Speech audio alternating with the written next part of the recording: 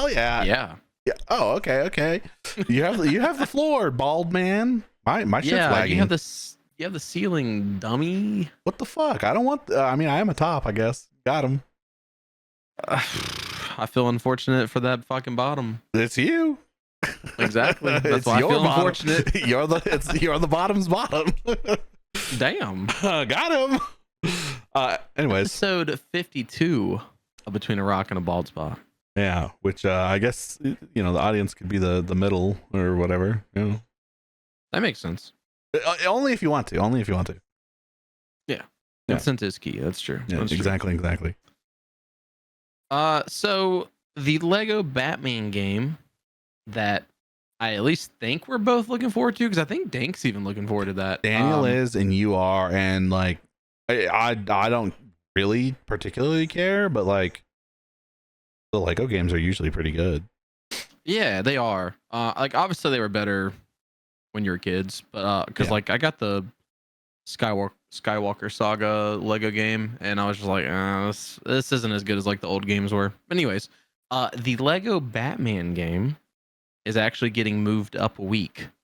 Wow. So Moved up. Warner Brothers, moved up, not moved back. Yeah, I know that's weird. You never really hear of that happening. Yeah, coming out sooner than later. Warner Brothers is moving the release date for Lego Batman Legacy of the Dark Knight up a week. It'll launch now May 22nd for PS5, PC, and Xbox Series X. And it was originally obviously planned on May 29th. However, Switch 2 owners are getting absolutely cuckaronied because there's no announced release date, which I at least don't think I knew. We might have found out that one of the other times when we talked about that game, but yeah, it is coming out on Switch 2, but there's no release date announced. So, not sure when that's going to happen. Which kind of sucks because I was kind of going back and forth between wanting to get that on Switch and get that on PC. Especially like I was thinking since I'll be I'll be like towards the end of my training and being in the hotel. So I was like, oh, if I get through like everything else, maybe I could get that and play that on Switch. But no, I can't. Oh yeah. I don't know why I just remembered this. Just out of the blue. Maybe it's because we're talking about Switch and how they're not even getting a release. But the fucking Sonic Racing Crossworlds game be going off, brother. What do you mean? They got a guy from Monkey Ball. They have the Angry Bird. They have Hatsune Miku and Joker from Persona. They have Ichiban, I don't even know how to say his name, Ichiban Kasuga and Goro Majima. Those are both guys from the Yakuza series games. The Angry Bird Red is sending me. They have Mega Man, Pac-Man, the Ghost from Pac-Man, Patrick and SpongeBob, and Steve from Minecraft. Don't forget my boy, Larry. Yeah, and Larry. And I just think it's funny that the Switch 2 is not even getting to launch a Batman. Lego Batman. No Lego Batman for them. But Sonic, on the other hand, Lego Batman might be coming to your Sonic Racing Crossworlds very soon. Yo, can you fucking imagine? That'd be so funny. So something kind of funny. There is a Lego party game that's basically like Super Mario Party. True. I actually found out about that because Brooke and I was looking at the games on Netflix. And we've been playing that. Lego Party. I was like, oh, yeah, Lego Party. And I was like, oh, let's look at let's look and see how much it is on Switch. And it's like $40. I was like, I mean, it's janky to play on the TV. I'm assuming maybe if you had like, well, I don't know, because I guess that's just doing like cloud. So I guess I don't know. It runs okay. Like it'll randomly like stutter occasionally. Fair. But I mean, otherwise, like, there's really no input delay. But you're playing on your phone, so sometimes I have an issue because the way like the pad, well, so it'll change like the left input to either like a D-pad or it'll be like a joystick, and that can be a little scuffed sometimes. Is, That's really my only complaint. is there not a controller you can use? Like you can't buy a second controller or something? No, you use your phone. There might be a way you can pair a controller, but um when you launch it, you fucking scan a QR code and it turns your phone into a controller. So if you have to scan a QR code, does that mean you could play that on stream with other people?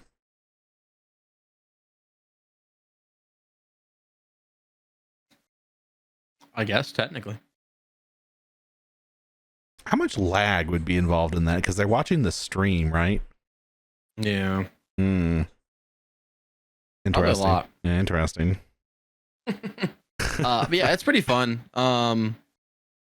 But it's essentially just Mario Party but Lego. Very nice. Kind of like Batman is Batman, but Lego. Yeah. Yeah. I mean, we've had some Batman movies now, some Lego Batman movies too, I think, actually. That's true. And we've had a couple Lego Batman games, right? Or maybe we haven't had Lego Batman. We've had no, I think there has been. I know there's been at least like DC Lego games for sure. but like a Lego Batman. I mean, so we had the movie, obviously. Was there? Okay, there was Lego Batman the video game. 2008, long time ago. Old. The new one coming out is Legacy of the Dark Knight, by the way. That is interesting that it's been almost 20 years since the last Lego Batman game. That is such a crazy sentence. Just kidding. I fucking didn't see this list. We had Lego Batman 2 DC Superheroes 2012 and Lego Batman 3 Beyond Gotham 2014.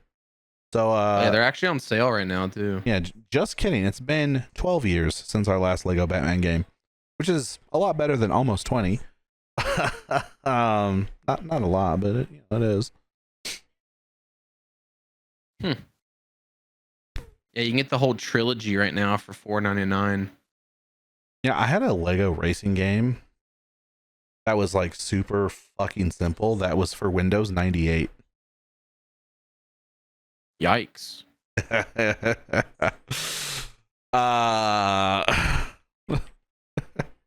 It's old as fuck. Yeah, it was a little old. It was on a CD.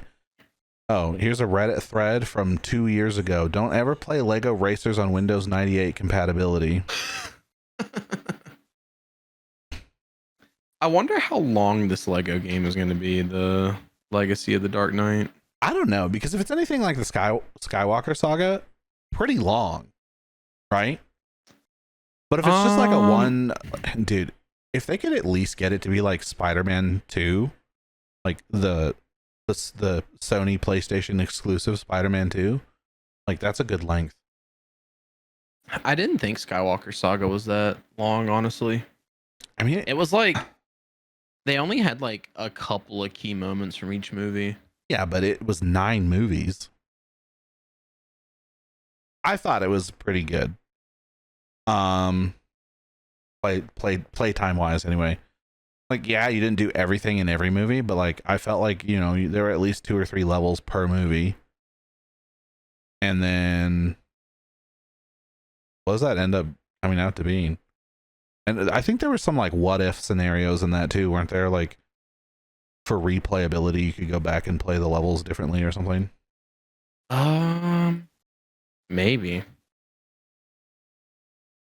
Jesus. The main story is like 18 and a half hours, evidently, but if you do completionist to try to get like 100%, it's 86 to 90.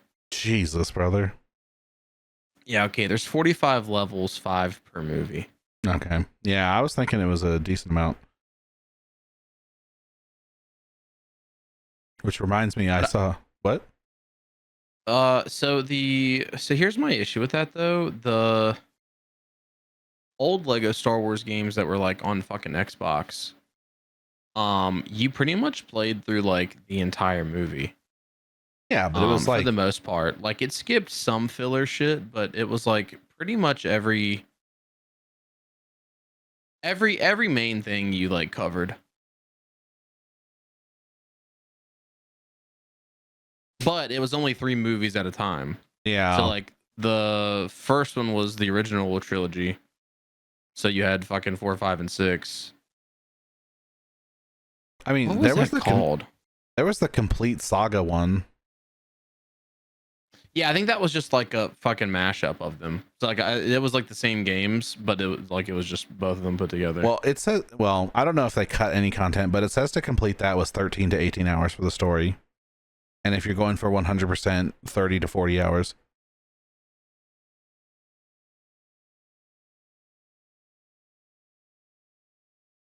So you said 13 to 18? Yeah. Yeah, so you have 3 more movies worth of content, and it's like the same length. Time. Yeah, but the completionist length is way longer. Yeah, I don't know. I guess I would say they're about equivalent. I know like the Jurassic Park game was pretty short though.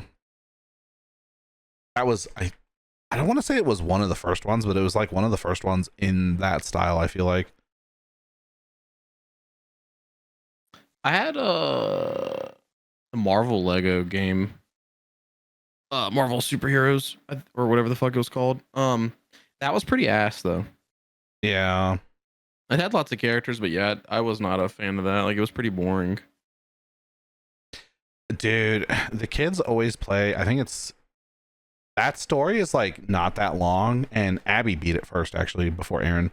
Because Aaron kept getting stuck on this level where you have to fly across a gap as Mr. Fantastic, and for whatever reason, he couldn't comprehend the like double jump and glide. And he couldn't get Abby across. did? Yeah, I guess, dude. I don't know. Slammed. But they both have beaten it since. But they unlock the like at the end of that game. There's like a city where you can like run around some city. It's not New York, but you can just run around the city, and they just run around as Hulk and break things. But that game does not seem very long. It doesn't seem like there's much going on in it. Yeah. Let's transition to the Switch 2 update that came out. I feel like, especially with the way things have been going, we typically are shitting on Nintendo and their practices and morals and like just shit they're doing. I think I want to shit on them about this too, honestly. What? Why? Just because? Well, just let's explain what it is, and then we can talk about it. So, Nintendo released an update for the Switch 2. It's for a handheld boost mode. Hell yeah. For the Switch 2. When enabled, it causes the performance of the Nintendo Switch software while undocked to run as if it were being played in docked mode. Watch out. For Switch 1 titles. Specifically for Switch 1 titles. True. Yeah, don't forget that little caveat. What this means essentially is that in handheld mode, you can play Switch titles at 1080p, 60 FPS. And it's a software update. You know, it's firmware, right? It's not hardware. They're not coming to your house and putting a new chip in your Switch, which means they could have launched with this feature. That's true. Or it could also just potentially not even be a feature. Like it could just be the way the Switch 2 works. I think the reason why it doesn't, probably twofold. So on one hand, it could just be because maybe they were just able to get that working at a stable rate. That could definitely be a thing. Secondly, when you do enable that, it's increased power consumption. So your Switch is gonna fucking die quicker. And let me fucking tell you, that bitch dies pretty fucking quick. It really does. So that could be another reason why they didn't just have that enabled by default. Yeah, I don't know. I mean, I have never had the desire for the games to run better in handheld mode. If I want them to run better, I'll play in docked mode. What the fuck? Why is this showing? Oh, hold on, I just noticed something that's fucking pissed me off. Sorry for viewers, you just witnessed some bullshit. My issue with the Switch 2 by and far is that I don't enjoy playing it in handheld mode because it's too fucking heavy and cumbersome. Yeah. It doesn't fit in your pocket. Not really. I would be surprised if you put it in your fucking pocket. Yeah, no, I don't. Yeah, like you could in like some men's you could definitely like Jinko jeans, if you're wearing those, like you stick that bitch in your pocket. But like any other jeans, you're not putting that in there. And not where you would feel safe enough to walk around with it anyway. Yeah. And that shit's just like, dude, I don't know. It's like almost as big and as heavy as like a fucking Steam Deck. You might as well just get a Steam Deck. Or if you're gonna be playing in handheld, like just get a Steam Deck. Or if you're wanting to like travel and like go around with stuff, I honestly love the Switch Lite. It's small, compact.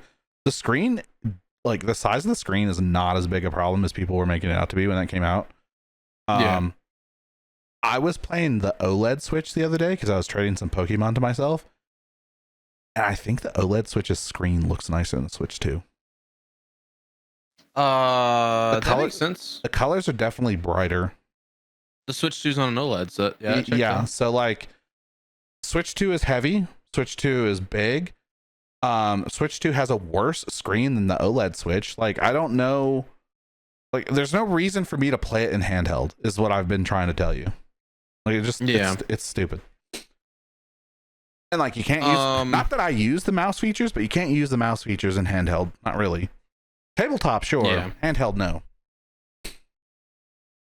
That's true. Yeah, I only play it handheld if I absolutely have to. If docked is an option, I always try to opt for docked. Just because like why the fuck not? Like it runs better, looks better, plays better. It's one of those things that like I'll be going to bed, I'm like, oh, I'll take the Switch 2 with me and I'll play in bed a little bit. Dude, it's too fucking heavy to like hold up like this. I play for maybe about like 5-10 minutes. I'm like, brother, I'm done. I'm going to sleep. This is fucking stupid. So I don't know if it was like patents that were leaked or not even leaked, but like just fucking unveiled, or if it was like speculation or what, but a whole lot of shit's been coming out about like an attachment for the Switch 2 that basically turns into like a new DS. And can you imagine how heavy that would be? Well, I think like even a whole extra screen. We had talked about this before, and I think even when we talked about it, I was already saying like it's too fucking heavy. Why would you put another screen on there? Now, if the attachments had like a thing that like clasped onto your arm, so it's not all on your wrist, I could understand maybe that, because then you're not holding the weight of the system in your wrist or whatever. I think it's the angle you have to hold it to. Like it's not a, like if you don't have your arm straight out, it's not a comfortable angle. You like have a bend in your elbow, and that makes it hard. And it's yeah, your elbow, by the way. God damn it, dude. I seriously all day, just for the viewers, for your information. You don't need to tell day, them that you're dumb. They already know. I promise. Well, not only am I dumb, but today I've just been, everything's been fucked. I read a message from some random fucking person that commented on a YouTube video or Reddit thread. I don't even remember. TikTok, whatever it was. A stream. It was a stream. And wait, what? I actually don't even remember what it was, but it was some random person who commented on it. And I thought Ninjahitman said that. And I replied to him in the Discord because I thought he said that. That's the kind of day I'm having. This is not my elbow. It's my wrist. I know that. The names are completely unsimilar too, by the way. Yours and his, or elbow and wrist? Mine and his names. Oh shit. Brother, I'm not here today. Anyways, what was I saying? Anyways, it's an awkward angle to hold the Switch 2 at. Like when you're holding it handheld, you're either holding it like this or like that. It's just, if they made an attachment, maybe like a they make these cool backpack things actually for laptops that it's like a harness you wear and it's got a table on it so you can put your laptop on your shit. I know what you're thinking. When would that practically be usable, like useful at any point? But the field I did my study and my schooling in is GIS, Geographic Information Sciences, and it's quite useful for doing and collecting LiDAR data of foliage. Shout out LiDAR. Yeah, it's this cool thing where you put your laptop here because it has to read the data and collect the data, and you have a little gun thing. You look like a fucking exterminator or something. You're walking out in the field and you're taking pictures of everything with your fucking thing, shooting LiDAR at the ground, so it only collects the plant data and shit. Oh yeah. It might not even been LiDAR. I was asleep the whole day. Whatever. We actually went out and did it on campus. It was cool. That is cool. But yeah, anyways, there's a rig for your laptop that you can purchase, but like Switch 2 needs that. Like, get me a Switch 2 backpack thing that lets me set it like right here and play in tabletop or something while I'm walking around. Turtle Beach makes a fucking like carrying case. I actually just bought it. Hell yeah. To transport my like fucking Switch and dock and all that shit, because like I could be fucking ghetto and put it in like a Food Lion bag. But I actually want to fucking take really good care of that. 14? Yeah. No, this shit's actually kind of cool. Hold on, I'll show you. I thought you were gonna grab a cat or something, because they're in there. I've seen them. Yeah, true. The dog is surprisingly not in there? Question mark. Oh, yeah, true. She's asleep. That is kind of cool. So it should. No, well, dude, it gets even cooler. So that part comes off, and it, you know, you can put the actual Switch in there, and then this shit looks like a fucking lunchbox. Hell yeah. Gotta keep all your lunch in there, dude.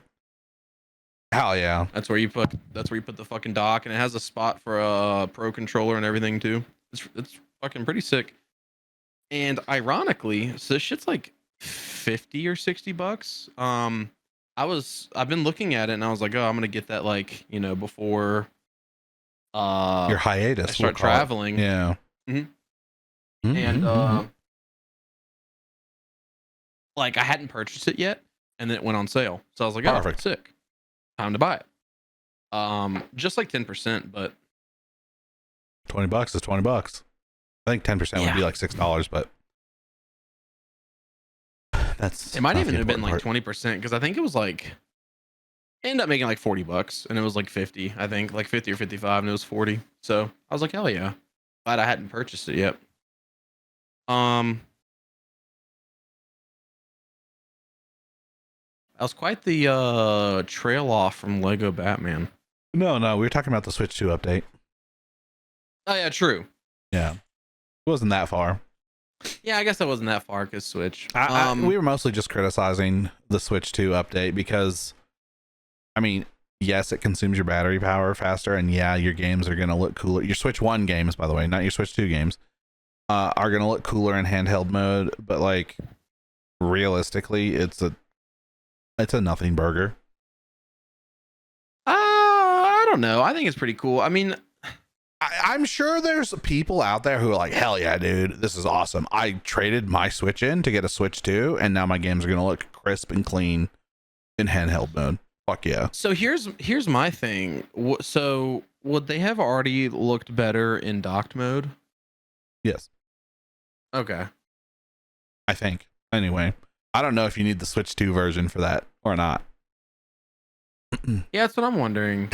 Because I mean, I think that they would run 60 FPS and 1080p in docked mode, and then the Switch 2 version like updates them to run better somehow. That's a good question. Maybe Switch 2 version is fucking a scam. Oh no, not again. Not Nintendo. Switch 2 version game features. Okay, here, this is what Nintendo says. The Nintendo Switch 2 edition of a game is a bundle that includes the original game and its upgrade pack, which enhances the game to take advantage of the capabilities of the Nintendo Switch 2 system. Available only for select games. Okay. Contents and enhancements of the upgrade pack vary by game. Okay. They can include visual improvements, new features, and additional game modes.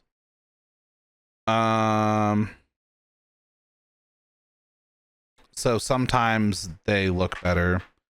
Breath of the Wild, for instance, says improved frame rates and resolution, faster load times, HDR support, which that is double asterisked because it's only in docked mode.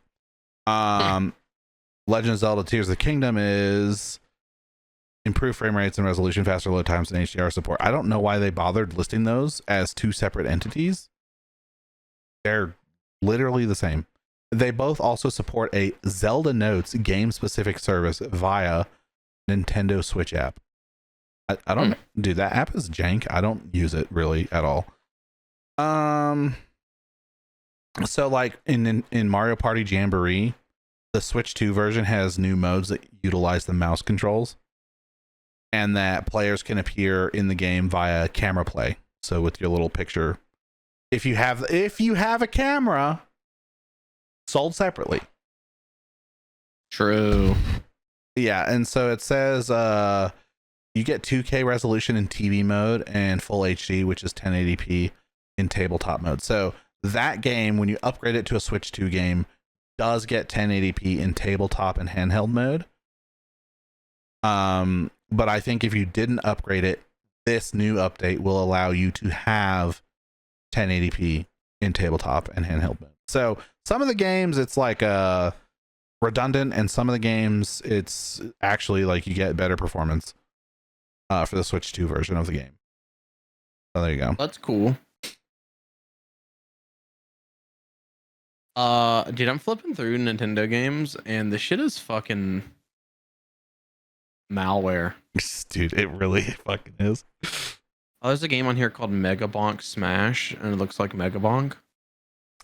It's not just Nintendo though, it's every fucking shop these days. Steam looks like that. True. Well, Microsoft looks like that. Yeah, Microsoft does look like that, dude. I thought it's because I'm only ever looking at the Game Pass games, but once you leave the Game Pass games, it does look like that. I haven't checked Epic. I'm sure Epic does look like that, but I haven't looked at Epic yet. Okay. Yeah, that's a big. Nintendo might be the biggest violator of that, by the way, because I remember the Nintendo DS shop having a bunch of fucking bullshit like that too. And that was like 15 years ago, I guess it's not the DS, it'd be the 3DS. So maybe not quite 15 years ago, but like a decade probably. The 7DS. Yeah. The Nintendo Switch 2DS. Exactly. So, what are your thoughts on this DLSS 5 update? Disable immediately. On the bright side, I have an AMD GPU. Yeah, so you can't even make use of it. No, I can't even use it. I go back and forth with it because there's some instances where like it actually looks so it does look better, but it is making a drastic graphical change to the art style, and I think that's where a lot of people are getting upset. That and it's AI. Yeah, it's AI, so people are upset about that. I don't know that. So go ahead and show the photos if you're not already. Yeah, I will. I am not currently, but I shall show the photos. We're gonna start with there's tons of examples of this, but this is a recent game that Ninjahitman and I have both played. Resident Evil Requiem, right? This is with DLSS 5, the new one, off, right? We're looking at Grace, and she's got some shadows on her face. She got makeup on. She looks pretty young. Honestly, she looks a little too young for how old I thought she was in the game. I think she's supposed to be like 27 or something like that. That sounds about right. No, she's 22. Oh, she's only 22? Okay, never mind. She looks about where she should be then. So like you can read the text, like everything looks fine. It's raining in this photo. If you couldn't tell, you probably can't really. There is some rain.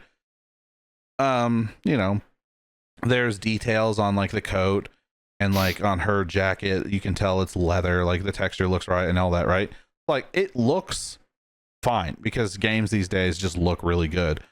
Especially in Unreal Engine 5, which I'm not saying this is, but I'm just saying in Unreal Engine 5, like games look phenomenal. And then we have the DLSS photo turned on, and she looks like a different person, first of all.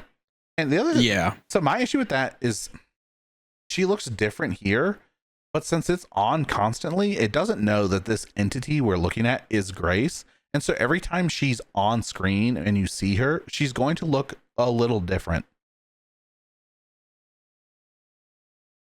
That's a good point. That's just a thing that's going to happen because the AI it's literally a filter that goes, it's like a beauty filter from Snapchat, but it goes over the entire image, you know? So like we get some details like on this post here, you know, her face, you know, she's still got the makeup, she's still got some shadows on her face. The lighting changed completely. That's one of those things that I can't make the photos big enough to flip back and forth between to really drive it home in the video here, but like just go look at the DLSS 5 photos.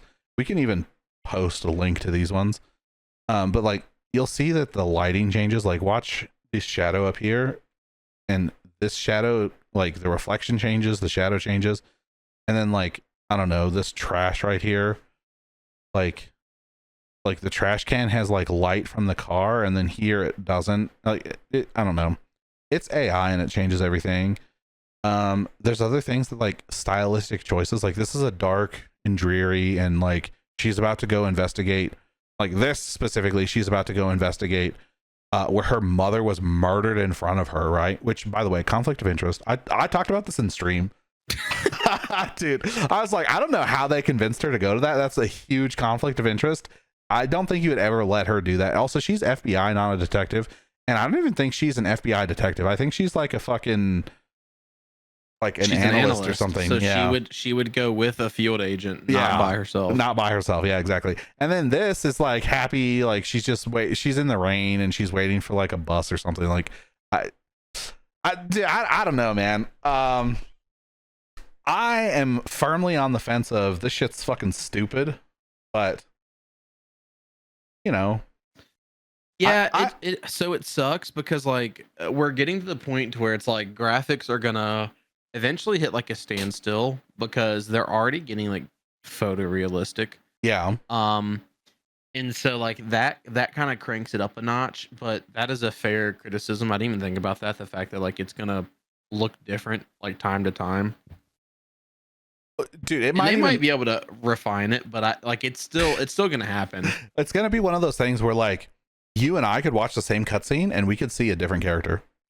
Yeah, different, more like face model. Yeah, like, and not completely, but like details. Yeah, and like I don't know if that'll change. Like, imagine there's like a little Easter egg that the devs left behind, and then you have DLSS 5 on, and you miss it because it changes like whatever little Easter egg. Like they change the shape. Like maybe it's like a silhouette of something, and it changes the shape of that, or you know, like it doesn't seem like it's changing shapes like that necessarily too much, but it did change the lighting pretty drastically, and it did add details where there were no details. So yeah, I don't know. I mean, it's literally just like a beauty filter from Snapchat. My question is, how does it affect performance? Because I bought a PC for frame rate. Like I have a good GPU and a good CPU for frame rate. I don't give a fuck what the game looks like. It could look like Pac-Man. I want more frames per second. Ninjahitman is in a slightly different boat. He bought a PC so he could play everything in fucking ultra with the graphics cranked. So this would be a question for you a little more. If it really tanks performance, like that's definitely gonna be a fucking probably really enjoy on 7000 series, I would imagine. Even at 5090, I'm sure it'll tank that, and like it'll be a little bit better than the 6000 series, unless they like really fucking hone it in. But it's not going to be really enjoyable until like 7000. You know what's funny? They push some weird shit like this. Not this specifically, but Nvidia did some shit with the 20 series. I don't remember what it's called. Is that when they introduced RTX? I think that was when they introduced RTX. It is. Yeah, that's what it was. It was the RTX when they introduced RTX, and the 20 series cards couldn't fucking even do it like at all. Like they could, but not really. And you know, the 30 series cards is where it actually like worked the way it was supposed to. And you know, that's not too far off from where we're at currently. Like I own a 30 series card, you know? Like it's still recent enough that it's not like a 1080 Ti or something that's been dead, you know? I wouldn't even say that's dead either, but I just like, people are still going out and buying brand new PCs with 30 series cards in them. Brand new to them, not brand new manufactured, by the way. You only have a 3000 series? Oh, because you have the AMD shit. Yeah. I have a. It's a step under a 4090 is what my card is. So, but it's AMD's top of the line best card that they have out right now. They have not put out a competitor to the 5000 series at all. So yeah. Anyways, love it or hate it, AI is making a footprint. Did you want to talk about some of the fucking what people are saying about it? I did want to talk about a Digital Foundry. So you know, they're very big in like the PC spec and like performance world. Like they always do like performance videos of like how shit runs and stuff like that. And so when Nvidia unveiled this, they were hardcore glazing it. I'm pretty sure they were like stating they were like, oh yeah, there's no cons. Yeah. I mean, they had every inch of Nvidia's cock in their mouth. Jesus. And then since they released that video or that like statement right when Nvidia unveiled this, they were not aware of the internet's reception yet. So they have since walked back that and been like, oh, we should have given more time to analyze blah blah blah blah. It's super fucking funny. They pretty much just got caught with their pants down and they're trying to save face, which is a little upsetting because a lot of people look towards Digital Foundry. Yeah. So that's a little concerning. Kind of makes you wonder, has anything like this ever happened before and it just slipped through the cracks? Yeah. You mean with Digital Foundry? Yeah, with Digital Foundry. Because I mean, I'm not gonna go like. Obviously, I'm only ever looking at stuff from them that impacts me or that I'm interested in. So I'm certain, and this is with any reporting agency or internet source of any sort. I'm sure that there's always going to be bad reporting. And there might even be hot takes of shit, but you know, until you really throw your net out and see what's out there, you might just be retarded. Yeah. I just wanted to I linked Ninjahitman the post just now so he can maybe attach it in the description or, you know, or not. It's the post to Nvidia announcing DLSS 5 on Twitter. And I just wanted to read a couple of the top relevant comments, and I'm going to switch it to the what is it? I thought you could switch it to controversial, but I guess you can't. I wanted to just read a couple of these, right? Synth Potato says, which Synth Potato is sitting currently at 1.7 million views on their post and 111,000 likes. Okay. Synth Potato says, this looks horrifically bad. Nobody wants an AI slop filter on top of their games. Red says 2 sticks of RAM cost $900 because of this shit, by the way. Facts. This next person, E3 DAC9, says, I don't know if that's a bad word or something, by the way, so don't come after me. Says, I'm old. Is this an out of season April Fool's joke? Yeah, they hit April Fool's a couple weeks early.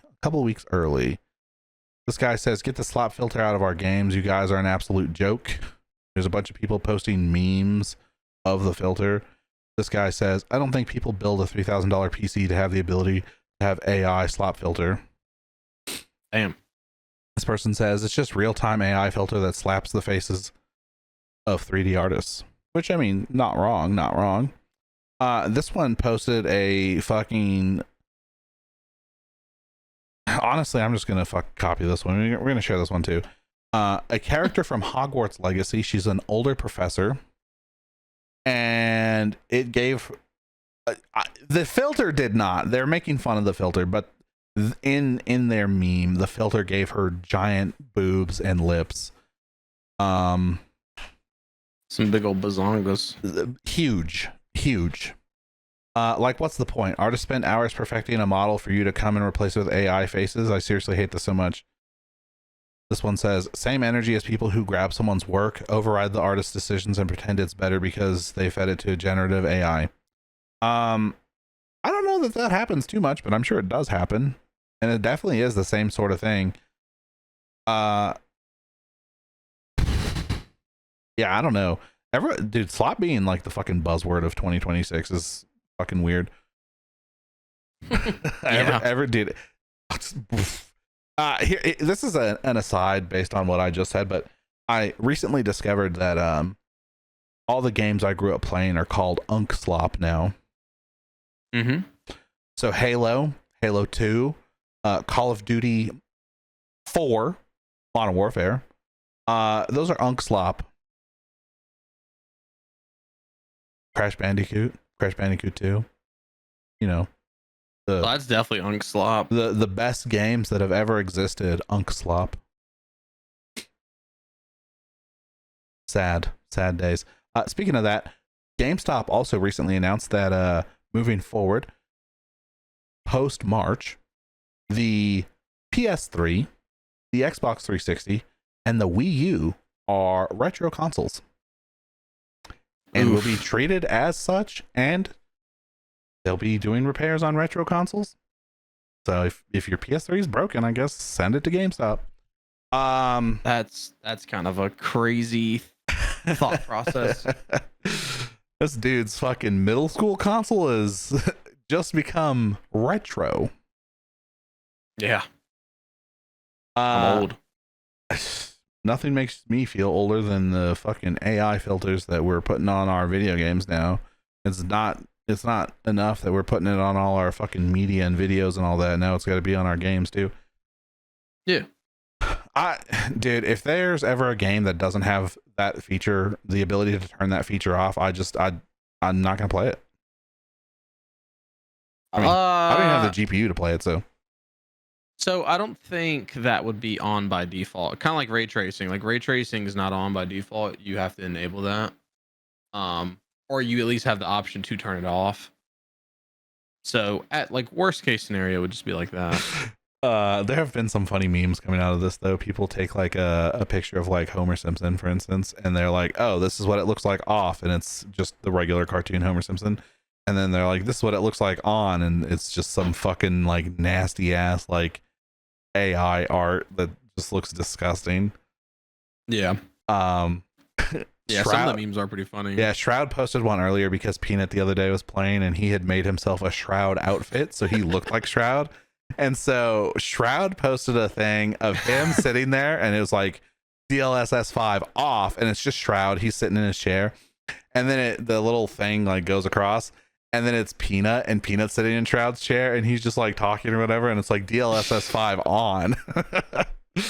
Holy shit, that's funny. Shit, yeah. Maybe you can just make everyone in your games Peanut. Yeah, that'd be cool. Or Shroud. Anyways. So, yeah. Anyways, have you heard about the judge ordering the Krafton CEO to be rehired? No. Yeah. So the Subnautica developer, Unknown Worlds, and publisher Krafton has ordered the latter to reinstate CEO Ted Gill and give him control over Subnautica 2's early access release plans. Interesting. Yeah. So Krafton acquired Unknown Worlds in 2021 for a $500 million equity payout with up to $250 million in additional earnout to the co-founders if certain sales goals were met by the end of 2025. The earnout formula is highly leveraged.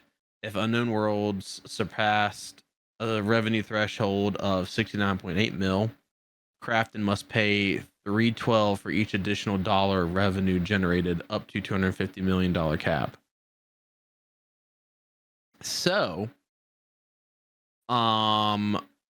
basically a milestone review in May of 2025 happened. And Subnautica 2 was heading towards early access, and Krafton got fucking worried that they were gonna actually meet those terms. So they ended up removing Gil and a couple of other people too. And a judge just overturned this. As they should, because that's shitty. But here's my thing with this though. I almost feel like that's gonna be really fucking weird work conditions. And so at least the good news is I doubt, like, how often are you seeing the publisher? Probably not that often, you know?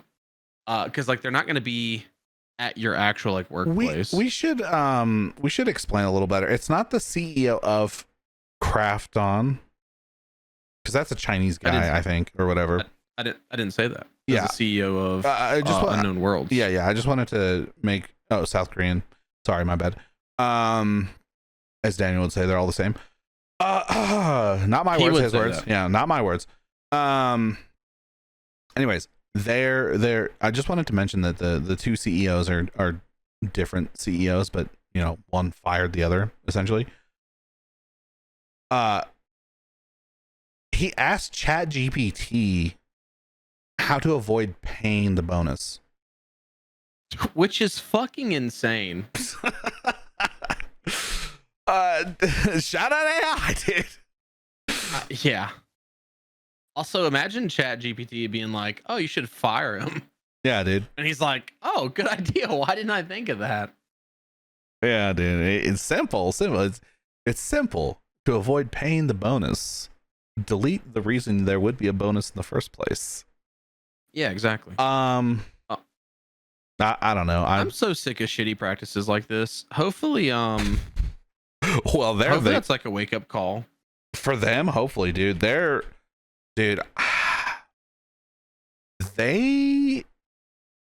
think I hate them. Krafton, yeah.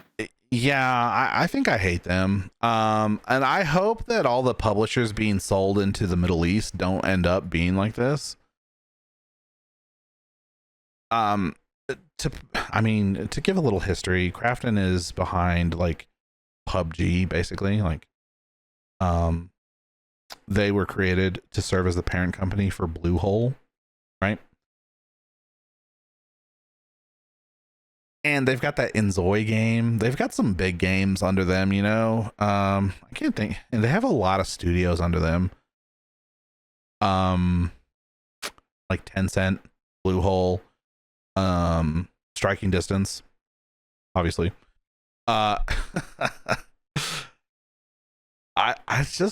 They have not been amazing, and I don't know, like, if this is, you know, maybe we're just gonna change leadership, but like they've been doing some fucking like underhanded and like some bullshit. Yeah, which like I wonder if it's just because.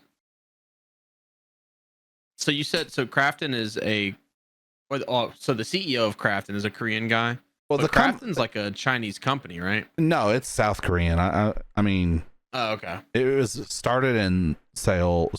I don't know how you say it. Seoul. Some people say Seoul. Some people say Seoul. Some people say, and dude, I've heard so many different variations of that.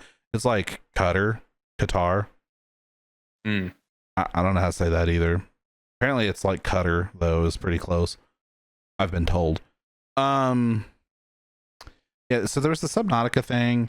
There were some other things. I don't know if it was Krafton necessarily, but it was either them or PUBG, or maybe it was Bluehole, but someone tried to sue Epic about PUBG, and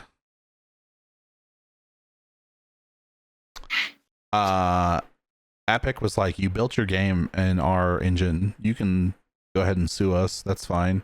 We will just remove your rights to use our engine. And they're like, oh, my bad. I don't remember what the actual agreement was, but like they tried to sue Epic, and Epic was like, no. And they dropped they dropped it. The lawsuit was over Fortnite copying PUBG as a battle royale, which I don't think they had grounds for anyway, especially because PUBG was a mod. Like it started as a mod for Arma. Yeah. Yeah, I'm trying to look for something else, and the only thing that's coming up, of course, is the Subnautica 2 CEO getting fired. But there was definitely some other legal issues they were facing. Well, so like not per se legal issues, but Krafton's handling of PUBG has been fucking absolute ass. Despite that being one of the only battle royale games to have increased player count over the years. Well, so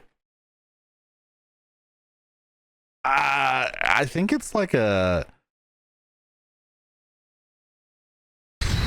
I don't know how to phrase this. I don't want to say it's like a cultural thing. So you're racist. Maybe.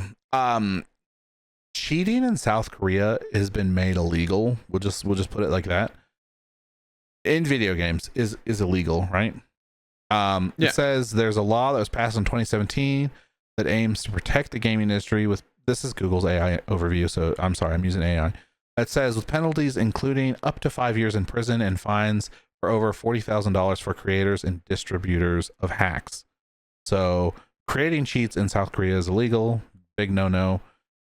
Criminal offenders can face up to 5 years. You know, it's you know. They have started requiring linked government IDs for online games there.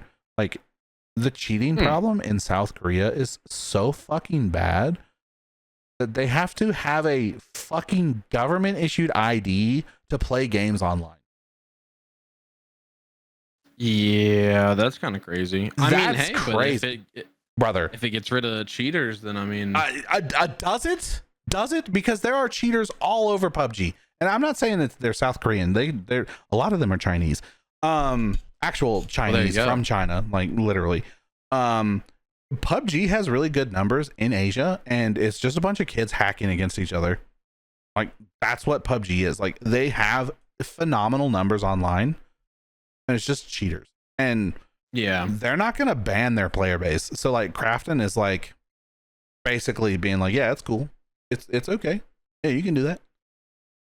Yeah, I mean it's been fucking years and years and years, and they haven't done anything fucking about it. So they're also like really scummy and scammy with their fucking like loot crates. And well, I don't think anyone's doing loot crates anymore, but they had loot crates at some point. I guess PUBG technically has a form of loot crates. But they had like just their microtransactions, and the way that they milk money from people in games is not amazing. Not that other people aren't doing also the same practices, but you know, they're really bad about it. Yeah. They be pumping games out though. Well, yeah, kind of. I mean, there's that fucking Extraction PUBG game that's supposed to be coming out, and then there's the single player game or whatever the fuck it is, co-op game that is supposed to come out. That's all in like the PUBG fucking world, and that single player game's been in development for a fucking hot ass minute. Some of them are, and some of them I don't know. It's like a really weird thing. There was a MMORPG called Terra that came out. That was pretty predatory.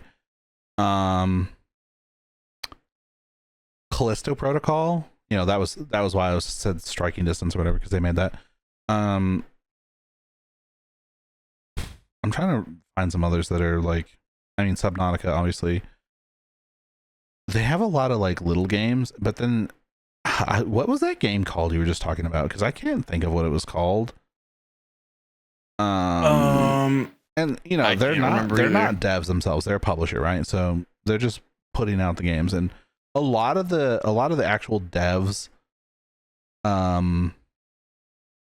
are making decent games, but like just the way Krafton like forces them to add like microtransactions and that sort of stuff is a whole thing. What was that called? I'm looking at their games and I don't even see it because it should be under the PUBG Studios, right? Yeah, should be. Yeah, I'm not seeing it. Me neither. Well, there's Blind Spot, I but don't. it's not that. Yeah, I That's don't the think that was fucking it. top-down shit. Yeah. And Black Budget's the extraction shooter, but I don't remember what the fuck the single player one was called. New State? Is that what it was called? No. Oh, that's the mobile game. My bad. That's the mobile version of PUBG, New State. Oh, is it? I thought it was just PUBG Mobile. What the fuck? Brother, I don't know. That's the other thing is they have so many things that are similarly named that are not the same thing, that are fucking stupid. No, there is a PUBG Mobile and there's a PUBG New State Mobile. There's also PUBG. Sick. It's not PUBG Mobile. It's Battlegrounds Mobile India. Oh.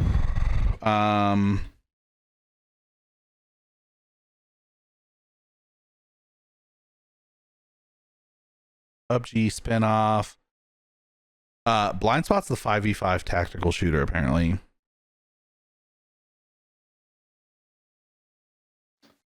Black Budget is the extraction shooter. What was the one you were thinking of? I can't find it. I don't know. It was probably Blind Spot then, right? 5v5. It's like Valorant. For sure. Nope. It's for sure not that. This was like a single player game. Single player game. And so PUBG is not in the name, which is probably why it's weird to find it. But it was that game. They released a demo. The demo did come out. I found it. I found it. Prologue. There you go. Go way back. Yep. That's the name, by the way. Prologue, go way back. Way back, one word. Nice. Anyways, do we know if it was an American court or a South Korean court that this happened in? I believe it was a gesture court. Oh, Court Gesture, my favorite. Jester Kingdom here, Big JK. Shameless plug for our friend. I bet he doesn't even watch us. He should though. What was I typing? I'm not gonna What were you typing? I was gonna try and look that up, but I don't even know what to type to find out.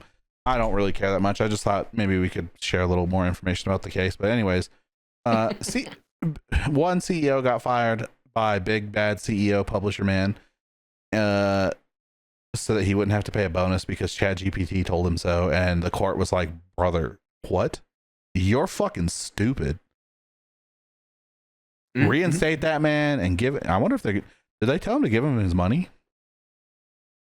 Bitch, but I have my money. So, not quite. Damn. But they did extend the deadline for that fucking stimulus type fucking shit. The bonus shit. Okay. They extended that because I think it was supposed to be by September or something like that, and that's why they fired him in May.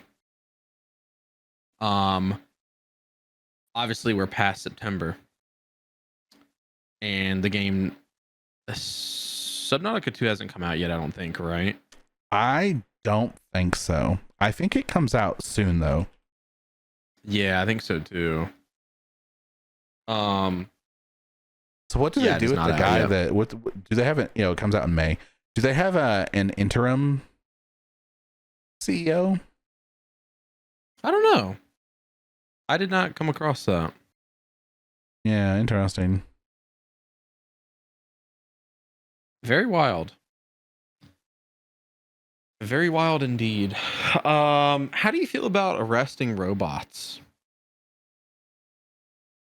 Well, What's the robot doing? Would you ever handcuff a robot in your bedroom?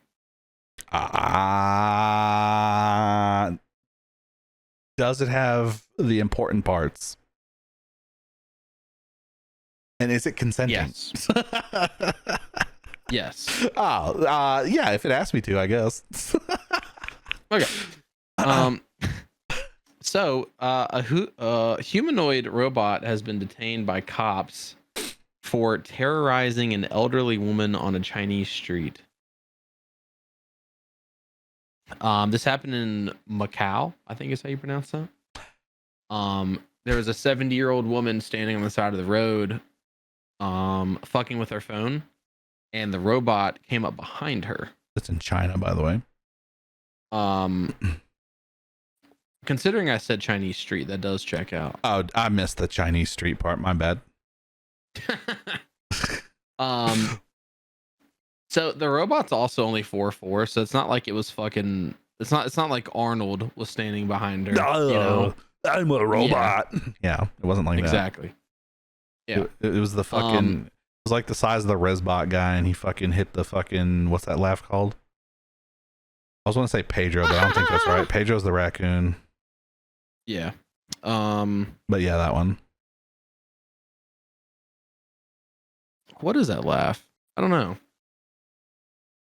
But anyways, so it startled her. She got fucking upsetty spaghetti. And I don't know if she called the cops or if the cops just were nearby and responded or what happened, but essentially the cops responded and they hauled the bot off. And so the bot was like, it was doing like some sort of like instructing. I had the fucking thing pulled up and I closed it. Let me see if I can get it back.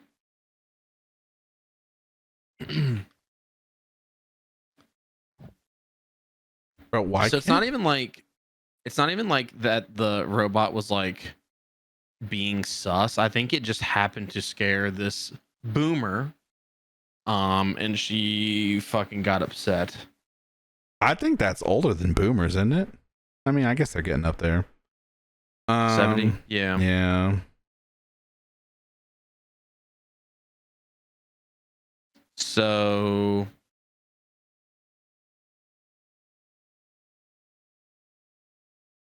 No, 70s is boomer. Yeah, that makes sense. I thought you said 90s. I don't know why. we covered it earlier. It's because you're stupid. Yeah, mostly. Anyways, the police arrested the robot and returned the robot later because it belonged to a local education center, which had been demonstrating the device in public areas. It was returned to its operator, Yeah. and police warned him to exercise greater caution while testing such technology in crowded public spaces. So, my question is the robot walking around of its own accord, or was he controlling it? It's a mix. So it's where the fuck did I just see that at? It's guided by mixed programming and remote supervision. So a little bit of both. Which I guess that sound like so I'm guessing it's like for the most part it's programming, and then like I guess there's supposed to be someone like Watching it. idly standing by, to like take over if need be. But here's what's fucking stupid though. I don't even know why. I'm assuming Unitree or like I'm assuming Unitree didn't get in any sort of like trouble. Or sorry, so it's an education center in Macau. Unitree is the company that made the robot. So I'm assuming the education center didn't get in any trouble because essentially it sounds like the lady was like on the sidewalk. She stops to check her phone and the robot was like waiting behind her. And so she realized there was something behind her. She turns around, sees the robot right up on her, and she freaks out. It's not even like the robot like bumped into her. It didn't hit her. She just was standing there, probably in the way, like fucking old people typically do. That shit drives me up the fucking dude, especially at the grocery store. especially at the fucking grocery store, they always angle their fucking carts to take up the most room. They're standing in the middle of the aisle, fucking being dumb and old. I fucking hate old people. I really do. And then she turned around and said, "Oh, great heavens, there's a clanker." Yeah, she's British, clearly. And fucking drop kick that bitch because she's Jackie Chan. Yeah. The British Jackie Chan, though. Yeah. Dude, I don't know, man. Unitree makes the those dog robots, by the way. That's like what I think maybe their most famous product. Oh, really? Yeah, I think it might be. I clicked on their website and they have Kung Fu Meets Spring. Unitree Spring Festival Gala robots present cyber real Kung Fu in the year of the horse. And they have their robots dressed up like they're doing karate. Kung Fu, sorry. He's literally dressed as Son Goku. That's badass. I think this is the same robot. It's on sale right now for $18,000, and you can get it with shop pay for $1,623.75 a month. Hell yeah. Do they make the Rizbot? I don't know who makes that one. The robots can dance? Hell yeah, their robots are more advanced than fucking Elon's robots. To be fair, I think they've been making robots for maybe 10 years longer than Elon's been making robots. Rizbot is Unitree. Oh, okay. That's badass. I don't even know who's making. Is it Tesla that makes those robots?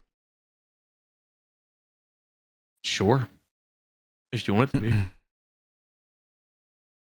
Yeah, Tesla's Optimus.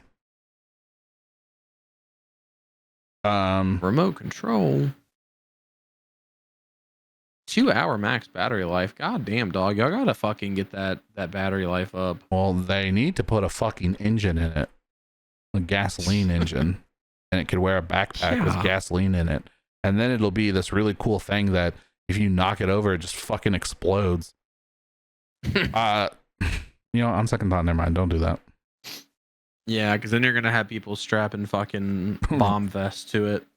Yeah, so he can go to heaven and get his 72 terabytes. I mean, virgins. Jesus Christ, dude. I can't hear. I was leaning towards making a joke about that, and then you just fucking went ahead and did it. Yeah, why not? All right, I'm looking at the Tesla Optimus versus the Unitree G1.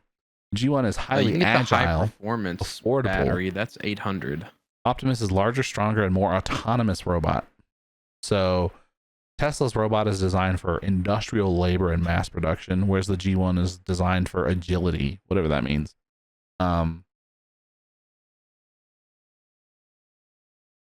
Smaller and lighter. Dude, I was showing the kids a video of a robot and it was like walking over some trash or whatever, and it stepped on like a glass, we'll just call it like light bulbs on the floor. They're like fluorescent. It was like a fluorescent light fixture, and the glass like shattered instantly, and like the fixture kind of like warped a little. And the kids were like, how come that fucking like bent like that? And I was like, because it's a fucking robot, dude. Look at him. What is he made out of? And they're like, metal. And I was like, how much metal do you think that is? And they're like, a lot. And I was like, all right, well, how heavy do you think that is? You think that weighs like a person? Because that's not how much that weighs. I promise you, it weighs much more than a person. And then they're like, oh, so like when it falls over, who picks it up? And I was like, that's a great fucking question. Now you're asking the questions. I think most of those robots can get up on their own, but who knows? Maybe it's like a motorcycle. It fucking falls over and you gotta help that bitch up. Can you imagine being the first person to die because a fucking robot falls on you? Yeah. I can't imagine that. I don't want it to be me, man. That's all I gotta say, dude. Can you imagine being the first robot arrested though? I don't even know if that's the first time a robot's been arrested, but it sure made news. Yeah, I think so.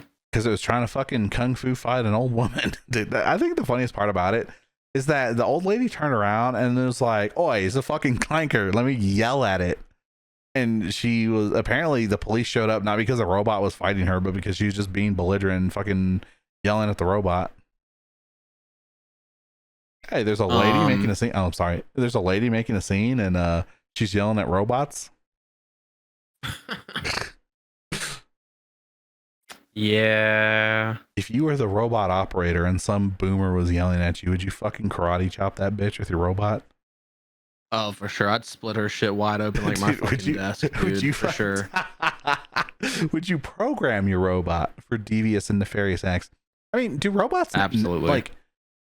We just went over that they're heavy, so like someone's not going to walk down the street and like steal it, right? And I'm sure there's like some sort of like GPS or locating technology on it, but like, how does your robot not get stolen? You know, like you could. No, I think that actually is a very real possibility because I'm pretty sure when the cops fucking yanked him up, I'm pretty sure it was just fucking one cop on either side of him. They just lift him up by his arms. Yeah, like I mean, they're heavy, but they're not that heavy. Yeah. And do you put handcuffs on a robot? Can a robot be restrained by handcuffs? I feel like they would be able to break out of handcuffs. This is like questions we need to start asking, like as a society. If we're gonna need to arrest robots because they're being disorderly or causing problems, because yes, they are semi-autonomous, but you know they can also be controlled by someone. So someone could buy a robot and then commit crimes with it, and I'm sure it's easy to trace back to someone who commits crimes with it. But like, we're getting to the point in time where like robots committing crimes is going to be a thing that starts happening, and we're going to need to start training police to respond to that, and we're going to need to train police to we're going to have to equip them with the necessary tools. Like I don't think shooting a robot with a taser is going to EMP and fry his shit and fucking shut him down. Like cops are going to need something with a little more punch to it, right? And that's not to say fucking power fists. And that's not to say that someone doesn't rig a robot with explosives, because like you're not a person, like you don't care if it blows up, you just buy another robot, right? Well, maybe they are really expensive. They are really expensive, but like, what if you're a billionaire or a millionaire? You know, what if you work for a couple of years to buy some robots so you can fucking blow up 3 different churches one day? Like, it's just one of those things that like, I can easily see this becoming like the fucking scary ass future. And not even, I mean, if you're going to blow something up, most people would probably opt for a drone over a robot. But like, you know, yeah, a robot could, you could even have like a group of people who fly a bunch of drones with bombs on them, and then you have a robot with a fucking rifle or something. Like, at what point do we get to the point where robots have weapons that they can use? And I mean, I think Unitree was making robots specifically for combat. That's what those dog things are for. I've seen a couple images of those dog robots mocked up with like rifles and shit on them. I don't know if that was what they were designed for, but they could easily be used for that. So yeah, we're getting to a point where we might be seeing robot crime and violence, and we need to think about our police and all that. Yeah. Hopefully. Maybe we'll start seeing some sci-fi about it again, dude. It's like the plot of RoboCop, right? We kind of never stopped, honestly. True. Just look at iRobot and then the Blade Runner movie. Yeah. Were there any others? I mean, Fifth Element kind of has some stuff like that. I don't know. I guess we never did really stop. There's droids. How about the popular one, Terminator? Yeah, but those robots are like, I would say those are even more like androids than robots. Which, I mean, an android is a robot, I guess, but like I would put androids on a completely different level than robots. Androids can think for themselves, you know? Sometimes. Yeah, apparently the fucking T-1000's not too smart, because when the T-800 asks him what the dog's name is, he's like, oh, Wolfie's just fine. And gets tricked by that. What the dog doing? Your parents are dead.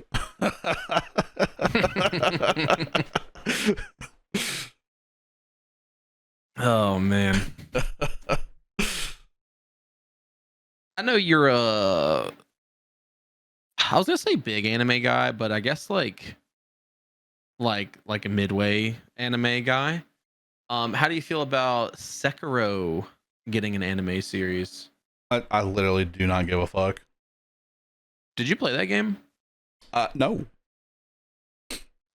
Yeah, me neither. I also don't know how I feel about this. So I think my issue with Sekiro is that it was when it was announced and when it was like shown off, it was their first like real big break from the Dark Souls formula. And then it was such a weird change that they reverted a lot of the things they did in that game when they made Elden Ring. So, you know. No, I don't know. Oh, okay. Yeah, I never played Sekiro. I like kind of thought about it, but it does look it looked way different, but like in a almost kind of a bad way. Like it reminded me a little bit of Ninja Gaiden Yeah, a little bit. in terms like how quick the combat is, because like Dark Souls and like the other Soulsborne games, the combat's relatively slow to a degree. Well, Like it's more methodical. It's about timing. I mean, at first you don't like it might seem fast at first, but once you learn the timing, like it's very controlled and like easy to do. Yeah. Sekiro felt like you're just reacting constantly. Like that's the whole thing, is just reacting to what's going on. I'm sure it's not actually like that. I haven't played the game, so I don't know. But I kind of had the same read on it. Yeah. I don't know. I've enjoyed the other anime series for video games that I've watched. Like the Splinter Cell one was good, the Devil May Cry one was good. So the Terminator one was good, which is a fucking anime on a show, or an anime on a movie, not a game, but still. Is the so I don't know, Castlevania one an anime? It is, right? It is, and I have not watched that yet. I did want to. I've heard that one's good, though. Yeah. You know, an anime is a different form of media entirely, and it gives you the ability to explore the story in a different way because you're not relying on the player necessarily to drive the story or to, you know, push along forward. Which is you know. True. It's also probably much quicker to make an anime as opposed to like a game or a live action movie or something like that. Maybe. I mean, it might. Yeah, it depends on if you're making.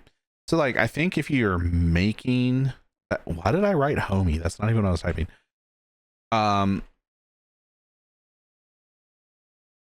Like, how do I want to phrase this? If you're making a game, you know, it takes however long to make the game, right? A few years. But if you are making an anime, it depends on the format you're using. Like, are you just drawing each scene? Because like that can take a while to draw and color every scene, you know? Yeah. Or are you doing like CGI like models? Because like the models take an initial, like, to make the models, that initially takes a long time. But once you have the models, like you have them and you can animate them relatively quickly. So a lot of studios will just have like a lot of anime studios will just have like 3D models that are already made, and they'll just throw like a coat of paint on it essentially to make it look like whatever they need it to look like. And then they'll animate scenes with that. I actually hate the way it looks because you can easily distinguish between those CGI models and the actual animation, like hand-drawn shit. But it does save time and money, so like I understand why people do it. You won't see it a lot in movies necessarily because they have more time and they're more budget. But yeah, I just looked it up. For instance, the Cyberpunk Edge Runners, which I don't know, I would call that an anime, I think. That took 4 years apparently to make that. Okay. But it was 2.5 years of intensive pre-production. Oh. So to actually animate and voice act and like get everything together it took like 1.5 years. So yeah, it probably is faster to produce that than a video game. Maybe not a movie though. It's probably about the same. Yeah, probably about the same for movie, but you don't have to worry about mocap. You're just doing voice acting. So well, it depends on if you're using those models or not, because then you might be doing mocap. Yeah, I didn't mean to say mocap. I meant just like fucking like filming in general. Oh, yeah. But yeah, if you are using the models, then yeah, it would be mocap, and then it basically is just fucking a movie. Yeah, I wouldn't even call that anime at that point. That would just be an animated movie that used motion capture. I can't think of anything that's done that recently. Yeah, I bet that's really expensive to do. It just takes a while. Plus, like, you can't do interesting things like how K-pop Demon Hunters that is animated in a weird style where the timing is, they change the timing of the frames per second and stuff frequently in that, and that's not normally something that you would see in an animated film. I don't know the technical term for that, but I don't know either. Sekiro anime, it's probably going to be cool. Yeah, I might keep my eyes on it. I might check it out. We'll see. I don't know that, but I personally don't know that there would be enough. Like, is there going to be like, I don't know. Anime usually has a lot of dialogue to fill for bad animation. So instead of there being like animated storytelling, so instead of it saying like how something works, a character will explain it. Or instead of like showing like something, they'll just like be like, oh, I did this. I don't know, like Sekiro is like mostly action, so is it just gonna be like a bunch of fucking fighting? I like, obviously we'll have to wait and see, but also, are they gonna handle because like obviously the whole thing with like the Soulsborne games is you're expected to die a lot. So well, is your character gonna fucking, or I mean, not is your character, is the main character gonna die and fucking wake up at whatever that game's version of a bonfire is? The canon of the Souls game is that the main character does not die. In the, like, when you look at the lore, which makes one of the even crazier things is the timeline. The hunter in Bloodborne does the entire game in a single night. Damn. Yeah, a single night. Which, like, people are always like trying to power scale like the main characters of the Souls games and who would win, and most people are like, it's the hunter, and it's not even close, because he ran over and ran through and killed so many bosses in like hours. Yeah, like he was on fucking demon time for sure. Like, he was moving so fast, like way faster than you perceive him moving in the game. So like in canon, you know, it's a single night. So like, why isn't there a Bloodborne anime? That sounds so much cooler than fucking Sekiro. Dude, yeah, it fucking does. A Bloodborne anything, like, thank God we're getting Duskbloods, which is like sort of similar in the same vein, but like, can we get, I mean, I think Sony is the holdup on that, but like, fuck, dude. We get a Bloodborne remake even? Yeah, right. I wonder when Duskbloods is actually going to come out. Brother, who knows? When they update the Switch 3 to play Switch 2 games at 1080p and 60 FPS in handheld. Fuck yeah, dude. I'll see you in 2030. That was the whole reason why we got Switch 2s. Yeah. They're on their fucking, they're about to be on their Elder Scrolls shit, dude. Yeah. Which I was kind of expecting that to a degree. And I'm cool with it. I had plenty of games to hold me over in the meantime, so it is what it is. I wanted to actually, right before because we're about to switch to movies, I wanted to take a second and look at Crimson Desert again. Hell no. I don't think we had really, I mean, we had talked about it at some point. But I wanted to look at the Steam charts real quick. Did we talk about the reviews last week, or was that just it privately? I think just privately. Oh, okay. Anyways, currently there's 100,000 people on the game, and the all-time peak happened 12 hours ago, where there were 248,530 players online on Steam. On Steam for a game that is single player. That's Yo. pretty impressive. It has a 69% on for the ratings. We'll call it a 69%. 54,000 reviews. A lot of people have an issue with it though, because it's not a single player story driven game. There is narrative, but there's not a main like campaign story. So it's not like Skyrim where it pushes you into the Civil War and then you have to fight the Civil War and like you have to go fight Alduin and like all that. Like there's none of that. It's more like you explore this. They're calling it a sandbox game. So you play it like Minecraft or Valheim even. You don't play it like Skyrim where you have like a set goal. Even Skyrim is more sandboxy. Apparently a lot of people are going in expecting it to be very like narrative driven, like God of War. But it's not like that. And I saw a lot of people who were talking about how it's so open-ended and sandboxy that it's going to change open world games forever. And a lot of people who are being like, this game is so fucking stupid, it doesn't change open world games at all. And I just don't know what there's a disconnect somewhere. I don't know who's right. I haven't played the game yet. I've watched the game, played a little bit. I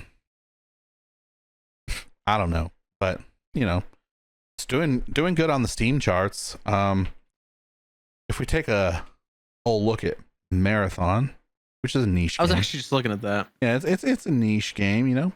24-hour peak, 53,000. Not bad. It's actually pretty higher than I thought it was going to be. 28,000 players right now.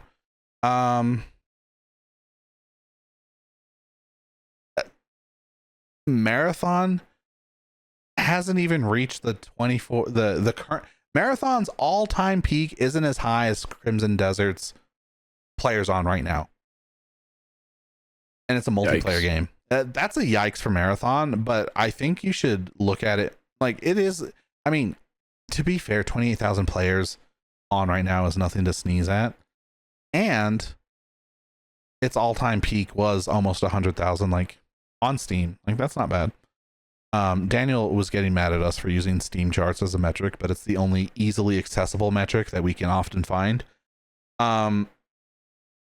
So Daniel doesn't know shit about fuck, so yeah, well, so we watch Steam charts a lot, so like yes, it doesn't give you a comprehensive full picture, but it gives you like a nice little window into what is actually happening with games. So I think Crimson Desert performing that well is, you know, impressive, honestly. Exactly. Especially for a new game. Go ahead. I looked up Retro Rewind, and they just hit their all-time peak 10 hours ago of 12,000 players. Hell yeah. Which is for a nostalgia chasing millennial slop game, that's pretty good.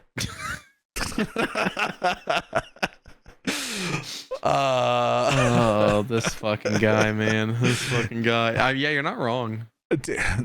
Holy shit, brother. There are currently more people playing Modern Warfare, Call of Duty 2019 Modern Warfare, than are playing Marathon. Yeah. Now, this is a very isolated and abnormal thing. There was a slight resurge in numbers. A week ago, there were only 1,000. Dude, a week ago, there were only 300 people playing the game. And currently, there are 29,000 people playing. You know, it's just a little research, you know, not anything crazy. But just to compare Marathon to, you know, an older game, Arc Raiders currently has double the amount of players that are on Marathon at 61,000. Is what I say Marathon was? Maybe, hold on, let me make sure I'm giving you the right numbers. Yeah, Marathon is 28,000. So 61,000, that's double. The fact that more people are playing Call of Duty Modern Warfare 2019 on Steam. Call of Duty is a Battle.net game. The fact that there's more people on Call of Duty than fucking Marathon should speak to what Marathon's got going for it.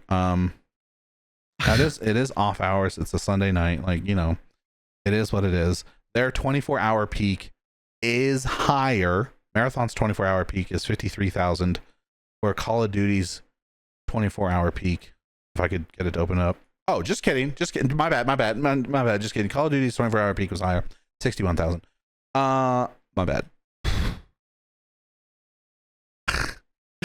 It's all good. I wonder I, why that game in particular got discounted heavily, because Call of Duty typically doesn't discount their shit. they do it randomly. It might even be at the 7-year mark that they do it, but they do discount their game sometimes. But that game, I don't know that it's. No, they don't. They don't typically discount it like that, because like Black Ops 3 is also on sale, but that's $20. It is $20. Which one in Black Ops 3? Black Ops 3, yeah. I don't know. They put it down to $6. A lot of people think that they're trying to drive up hype for Modern Warfare 4, and they're thinking they're going to announce Modern Warfare 4 soon, like in April. And so they dropped it to be more inexpensive. I don't know. It's interesting because the first Warzone came out with Modern Warfare 2019, right? And it came out on their engine, right?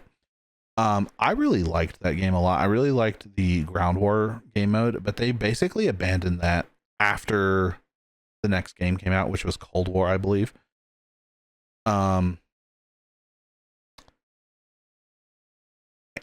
they kind of like fucked the maps. I mean, they fucked the matchmaking, but they also fucked the maps. So it's like not even really, you can't even really play it the way that Daniel and I used to play it. We even went back a couple times to play it when Vanguard came out, and that game is so much fun. And we were just dropping fucking streaks after streaks on the other team, but it launched in a terrible space. I don't know if you remember this or not, but when it launched, there was no mini map at all for anybody. I do remember that. Yeah, no mini map.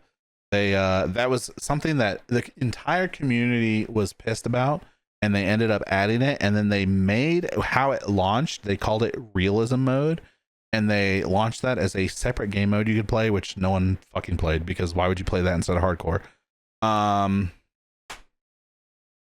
It's been in a couple of their other games. I think they had it in Modern Warfare 2 also. But yeah, that game, I think just because it's $6, I think that's why it surged. So I wouldn't say that it being higher than Marathon means anything. It literally will be dead in like a week. Marathon, however, is going strong, steady. You know, it's not strong, like it's not doing phenomenal, but like their numbers have been pretty consistent. I think they're here to stay. As much as it pains me to say that. Yeah, it hasn't really like dipped. They like it's following the same trends that it has been for the past like week or two. Yeah. Arc Raider is still sitting at double. Their 24-hour peak is still double Marathon's all-time peak. So like, Marathon's for a little more, Daniel was saying, a little more less casual and a little more sweaty people, and that might be true, and that might have something to do with the numbers, but that's the world we live in, as they say. Now we can switch. Yeah. Now we can switch to movies. We got lots of movie topics to talk about this week. So many. Yeah. Just Undertone, which we had, I think we mentioned that last week, I believe. I wanted to go over the domestic gross and just how much this movie cost to make. So, the total domestic gross currently is at 15.21 million. All right. Opening weekend, they pulled in 9.33 million. The production cost, 500,000. Wait, 500 is more than 30. Where'd you see 30? Didn't you say 30 million? No. What did you say? Give me the numbers again. Run it back. 15.21 million for total domestic gross. 9.33 million for opening weekend. Oh, you said and production cost was 500K. Yeah. Yeah, but 500 is more than 9 million. Yeah. Sure. So horror just stays being like the way to fucking make money as a movie maker. Money printer, dude. I mean, how much did we had talked about this recently? How much? I don't have the numbers off the top of my head. How much did Markiplier's movie cost? That was also super cheap. What was that? Iron Lung? Apparently, it was a budget of 3 to 4 million, grossed over 50 million globally as of February. Well, 3 million is still expensive for a movie, but I mean, it made 50, so yeah, 10 times profit is pretty crazy. I mean, also that one's kind of like that one might be a fucking a one and done sort of type of incident, because it was Markiplier, and Markiplier was already in like pretty famous prior to that. Yeah. Undertone, on the other hand, like, I don't even fucking know who made this movie. It's an A24 movie. I don't know who the director was. Yeah, but like, who's the cast? I think it's some Humega lols. Yeah, let me. Here's the thing with Undertone. Hold on, let me. The director was Ian Towson, which is also the writer. I don't know who that is. I may have heard the name before. Brother, I don't know any of these people.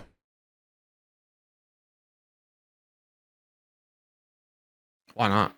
Nina Kiri? I don't know who that is. Michelle Duquet? Duckett? I don't know how to say that either. I don't even know how to say her name. Handmaid's Tale. So the main actor was in Handmaid's Tale as a character named Alma for 29 episodes. Let me click on that and see how relevant that character is.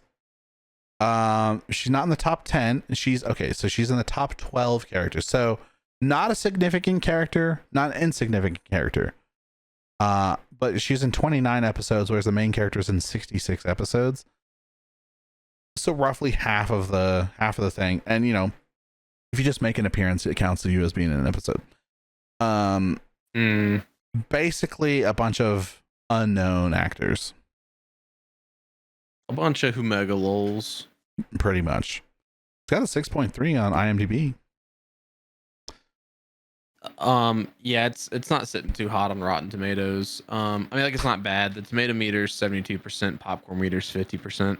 50? Dude, that's I mean, that's not like The Room, but like when you're getting compared to The Room, you know. Another very popular A24 horror movie, Hereditary, that's at 90% and 72%. You didn't have to pick their most popular film, but I understand what you're trying to say. Well, just to compare like A24 to A24. Yeah. So, all right. So I would say probably the next most popular is Midsummer. So that's at 83 and 63. So that's a lot closer. Yeah. That is a lot closer.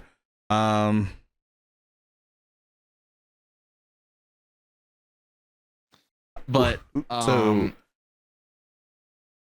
it's not their worst movie either, by the way. Even though it is kind of low on Rotten Tomatoes. Rotten Tomatoes has Pylon? I don't know how you fucking say it. Pillion, probably. As Nathan Fillion? Yeah, as a 99%. I don't think it's a horror though, so it's got Alexander Skarsgård in it, so you know, not a Humega lol. Marcel with what? Brother, what the fuck is this movie called? Marcel the Shell with Shoes On. Yeah, Marcel the Shell. Yeah, sure, dude. I'm not even finding. Yeah, so their horror movies obviously don't do as well as some of the other films they produce, because they don't produce only horror films, right?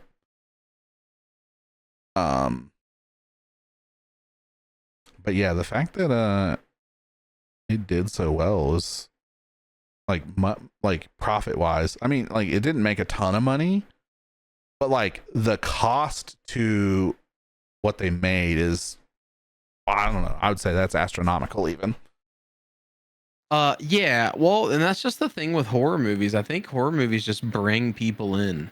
Um, I mean, that's why there's so many, like, if you look at horror franchises, like there's usually, especially like Halloween, Friday the 13th, Nightmare on Elm Street, like there were so many of those because of how cheap they were to make and how much money they make. I think it's not everyone enjoys horror, but there are always people who will go watch it, because there's always people who are like, oh, like I want to get a rise out of my girlfriend or my boyfriend or whatever. Let's go watch a horror movie. Or there'd be like a bunch of like young, dumb, I don't know, high school students who are like, hey, we all just turned fucking 18. Let's go watch a horror movie. Exactly. Or, you know, there's always people who are like, oh, dude, horror movies are fucking hilarious. Let me go watch this new one. I think I might be in that category. Except yeah, you are. Except I don't go and watch them. I'm just like, yo, horror movies don't scare me. They're usually fucking ridiculous and not in a good way. Ridiculous. Yeah, ridiculous. Speaking of ridiculous, that kid was supposed to be here tonight for our 52nd episode as a special guest, but not only is he not here, he also already went to sleep. Damn. Buddy is currently snoozing. Not my bad. He ended stream. He wasn't actually asleep. My bad. That is your bad, actually. Yeah. That is my bad. I just figured since he ended stream, he was sleeping, but I forgot he has like 4 or 5 hours of TikToks to catch up on. And by TikToks, I mean Instagram Reels. Every time we've ever compared our fucking screen time, by the way, he has never sent his fucking Instagram Reels time. And I'm pretty sure it's going to be more than my TikToks, because that kid's fucking always on there. It's because you're scared, dude. He is scared. It's just like how he's never taken that fucking autism test.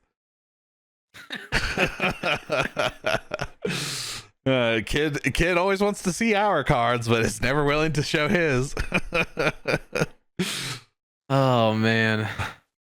Speaking of showing things, should we show our cookies? Yeah, let's go over Crumbl. Did you get Crumbl this week? I did, right? Wow. Was this a cereal cookie week? Yeah, it was, right? Yeah. I did go to Crumbl. I went to Crumbl, guys. I might even send you the photo so we can put it on the... What's the best way to do this? On the cast pod. Yeah, I was thinking, does it make more sense to show the photo now in the podcast, or to just... Yeah, I guess it does. We can put it as a thumbnail or something. Let me open this up as a photo. I didn't get minis, but your cereal minis look fucking so bad, dude. Brother, I see an exposed part of cookie that doesn't even have cereal on it. Bro, I watched her do it, and I was just like, there ain't no way. I zoom out. This is zoomed in too much. Okay. Here's a photo of my cookies on my lap. I got the Lucky Charms cookies. I got the what the fuck was this? The cake celebration cake cookie for St. Patty's Day, which had fucking dog shit sprinkles on it. Got the Andes brownie. I got the cereal, the Fruity Pebbles. I didn't get to try these. Both the kids took one, and I didn't get to try one. Damn. They didn't look particularly amazing. I really liked the Lucky Charms cookie, actually. I almost went back to get more, but like they didn't even frost this all the way. I don't know. I think they're supposed to go to the edge. I watched her put the fucking Lucky Charms on, by the way, and if you look at any of the photos, they're fucking covered in Lucky Charms, and she like took a couple and like tossed them. Like, I wouldn't even, is it nonchalant? I don't know. She just like whatever. And like the fucking, are they, we decided they're Fruity Pebbles, not Rice Krispies, right?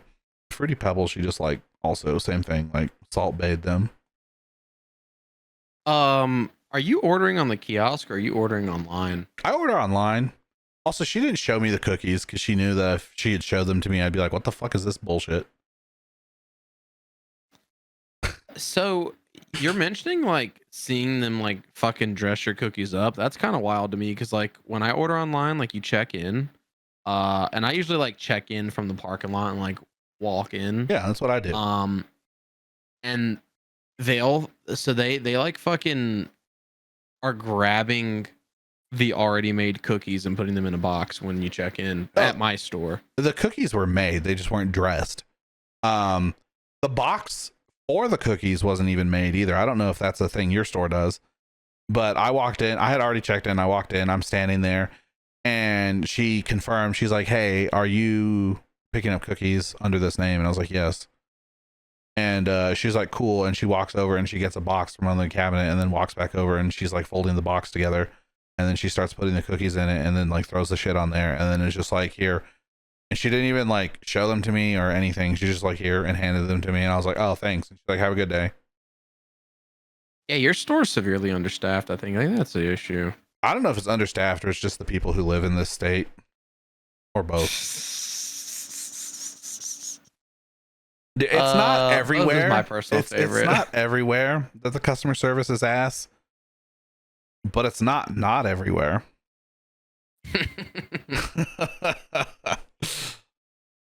It is for sure an alarming amount. Maybe they were asked because I got them for free. I mean, I did tip $3 for cookies I didn't pay for, so maybe that's why she was upset. I only gave her $3 on a optional tip. Yeah. Anyways, I enjoyed the marshmallow cookies. I almost went back for more. That might be my favorite cookie now from Crumbl, the Lucky Charms cookie. Damn. Yeah. How come?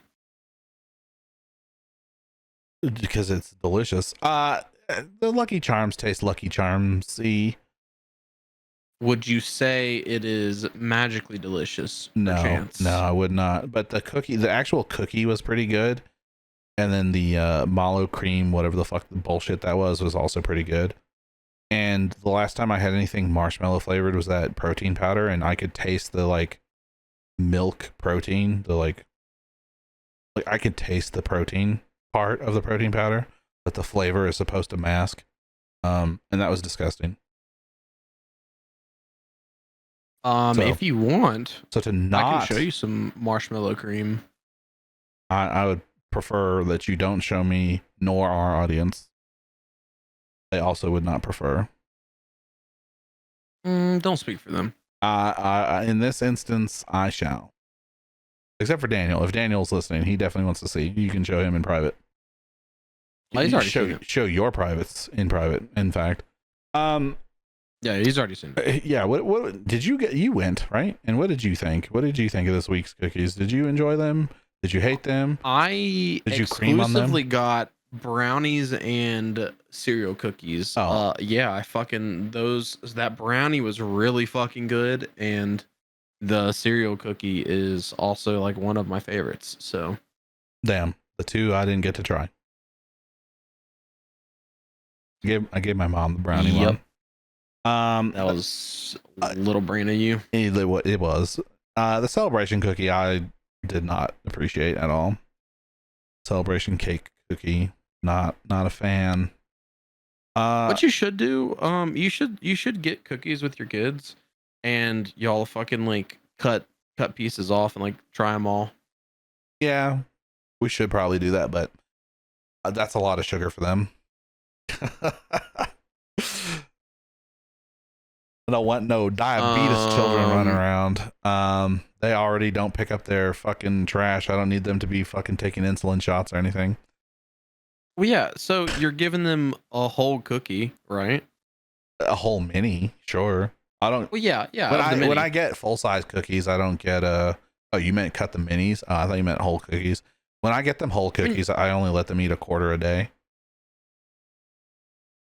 Or in a sitting, I should say. Sometimes they'll have one for like snack and then after dinner. Yeah. Yeah, I could do that. Yeah, you should. So that way, fucking, they don't eat the shit that you don't get to try. because you'll be Bro, trying it with them. bro. What I think is actually happening right now is that you are a fucking Crumbl plant, and they paid you to say this so that I would go to Crumbl more often and spend more money there. That's what I think is actually going on. Big Crumbl's always coming after you. That's true. Yep. Shall we go over this week's amazing flavors this coming week? Okay? Sure. For us, coming for us. It's already available for you, the viewer. Starting off with a oldie but goldie, the one we're all sick of seeing. The fad is over. No one. I've been saying this, but I don't think anyone gives a fuck about this cookie anymore. Obviously, someone does because they keep bringing it back. But we got the Dubai chocolate brownie. I bet there's someone on there like Twitter or something like every week is like, hey, bring the Dubai chocolate brownie back. I want the Dubai chocolate brownie. No, it just sells a fucking shit ton. That's the problem. So it's fucking. I don't think anyone's asking for it. I think people just fucking buy it because they're all dumb. Dude, that shit sucks. I don't hate it. I like it. I just don't think that it's as wonderful and fantastic as people think. I don't know. We got the Brookies and Cream cookie featuring Oreo. A whole Oreo cookie stuffed inside a fudgy brownie and signature cookie topped with brownie batter, then finished with an extra Oreo cookie pieces. I was gonna say you needed to go over. I was gonna say you needed to go over specifically that there was a whole Oreo in the middle of that. Yeah. That reminds me of like fucking a fried Oreo. Yeah, fried Oreo. Fried Oreos are so fucking good, dude. But it's a twice baked Oreo, kind of like a twice baked potato. Yeah, exactly. But it's a cookie brownie Oreo also. Yeah. What if we ordered some Brookies and Cream cookies and then put them in an egg wash and floured them and then put some breadcrumbs on them and then fried them? Yeah, let's get panko breading. Yeah. We'll panko bread our Brookies and Cream cookies featuring Oreo. And what? Oh, here's one. Instead of panko, why don't we crush up Oreo cookies and bread it in the Oreo cookies and then fry that? Might be onto something. Might be onto fucking diabetes. And maybe early stage heart failure. Then we have the cake batter blondie cookie, which I told Ninjaman earlier, but this cookie looks like it got diddled by Epstein on fucking Epstein's Island. Maybe even Palm Beach Pete had his way with it too. I'm not sure. The jury is out on that still. Yeah. This cookie does not look good.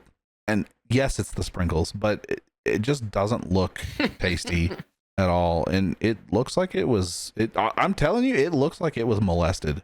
I don't know who took the photo of this cookie, but you need to fire them because it's interesting that the edges are rolled.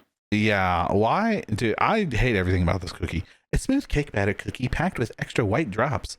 Wait, what? How did I put extra? Dude, I'm losing my mind today. I put the word extra in there and it's not even in the sentence. With white drops and a delightful splash of rainbow sprinkles. Yeah. I fucking hate sprinkles. You know what would make those okay though is if the sprinkles were all black licorice. And then if the cookie just wasn't there, and instead of the sprinkles being black licorice, they were just good and plenties, that would make the cookie better. Which I don't know if you know what the fuck good and plenties are, but they're black licorice coated in basically they're what a sprinkle is. Mike and Ike's. They're better, superior Mike and Ike's, minus the fucking candy coating, which is basically sprinkles. Texture is different, flavor is different, but it's sugar. I don't know, dude.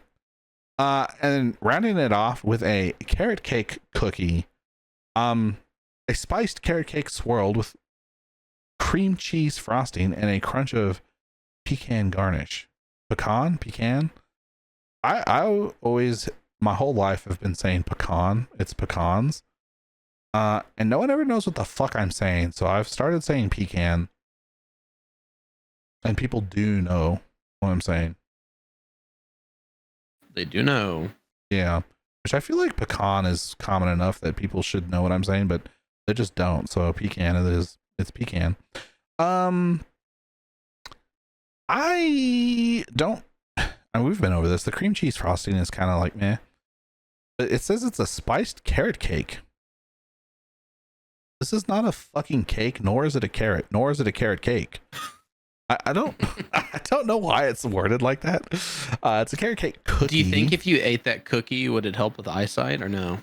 That's actually, did you know that the British made that up to fool the Germans? It was just propaganda.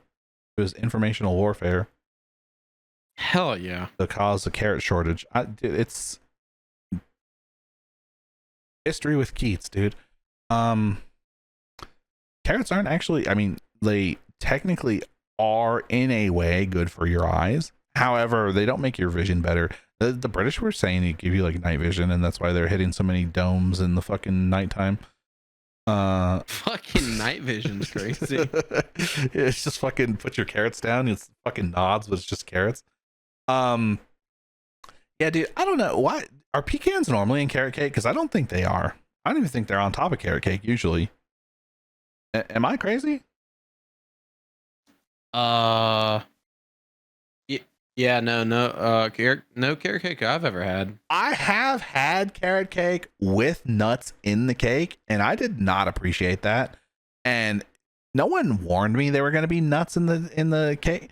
I mean, I'm usually not warned before I'm experiencing unexpected nuts, which is why they're unexpected, I guess. But I think you need to tell people that there's nuts in your carrot cake. Not a fan. Yeah, what if you had a nut allergy? Yeah, what if you had a nut allergy? We have the milk chocolate chip cookie this week, by the way. It's no one's surprised. It's not the semi-sweet, it's just the regular one. And everything else is the same. The celebration cake cookie is back to its usual dog shit sprinkle self. I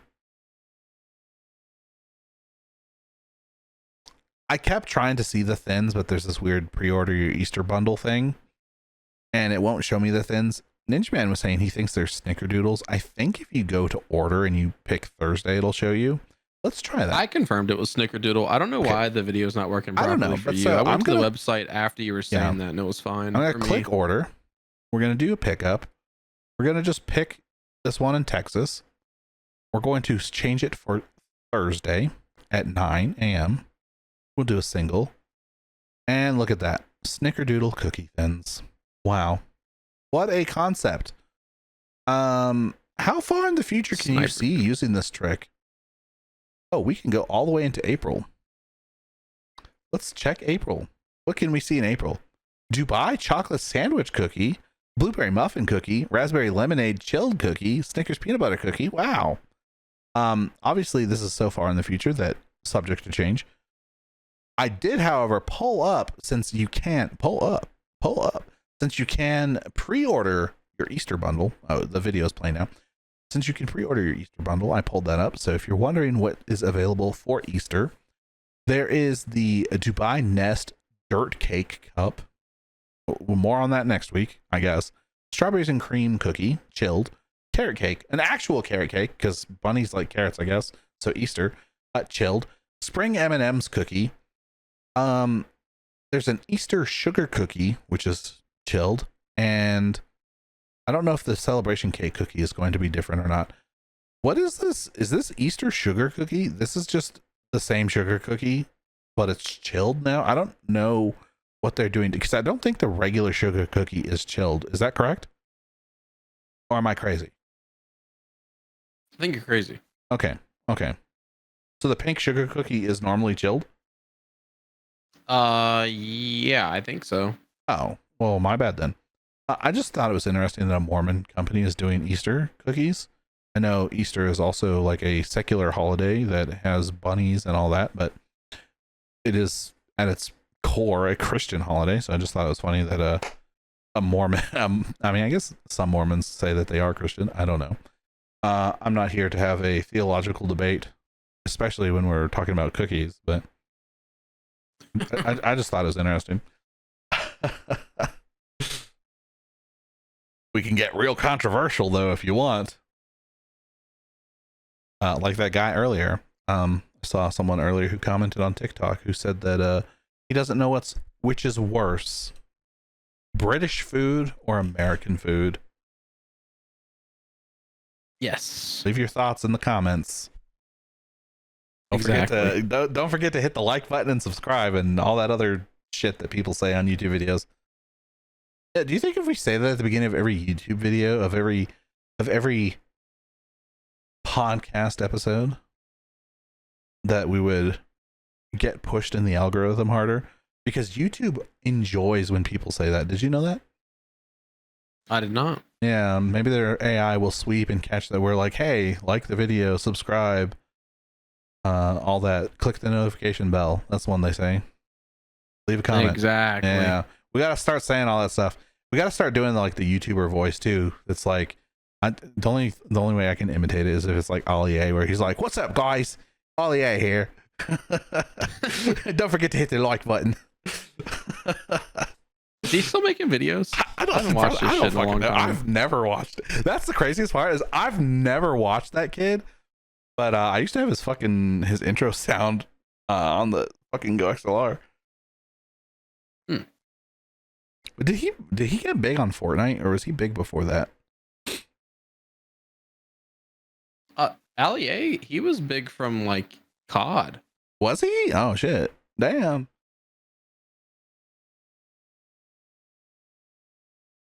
Yeah, I watched him. I think he has he does have an icon skin in Fortnite. Oh wow. Anyways, that was what, did you have more to say, or are we ending? You ending? Oh no, we're ending.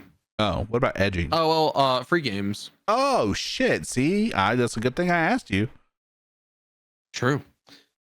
So currently, Electrician Sim and World of Warships Tachibana pack are free now until March 26th. Perfect.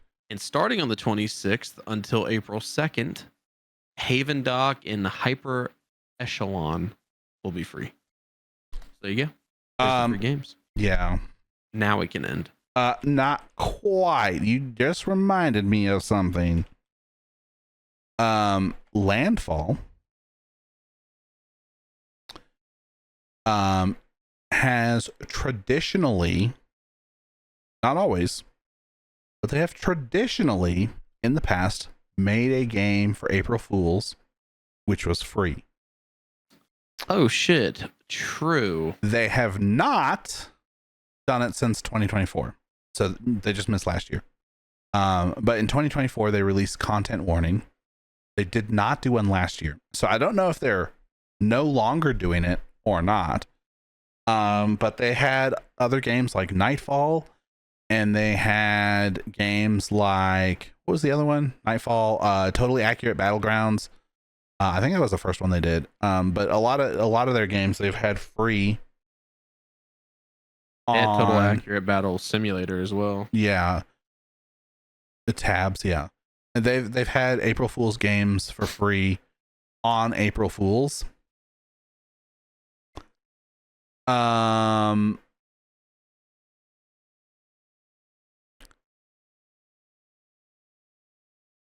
Check their website on April 1st. There may be a free game. I haven't heard anything about it, but I usually think it was like, hey, April Fool's free game drops, boom. We will have a podcast again before. We will record prior to April 1st, but you probably won't see it until after April 1st. So just heads up, I'll remind you now. I'll try and remind you next week. Keep an eye out, maybe April 1st. Well, I guess you won't see the next week one until after April 1st. So this is your reminder. Check Landfall's website on April 1st. There may be a free game. Exactly. Yeah. Now we can end. Oh, yeah. Actually, there was one more thing I wanted to say. I went to go get Electrician Simulator, and I already had it.